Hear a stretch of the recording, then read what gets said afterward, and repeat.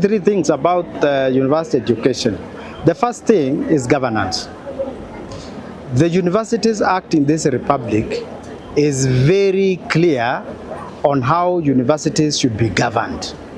If we had all organs of governance doing what they are supposed to be doing, some of the problems will come down in any institution. My institution, you have witnessed in our graduation, there was board of trustees. They have a function they do in this university. There is the university council. There is a function they do in this university. There is a university management and everybody else. The office of the Chancellor. Governance, fix that first and make sure that those organs are working. Number two, ethical leadership. We need leaders who are ethical.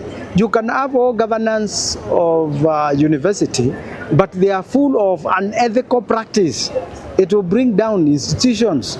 And the third issue is, besides ethical leadership, we need leaders who are visionary, people who are there to influence society and to contribute to the civilization of mankind.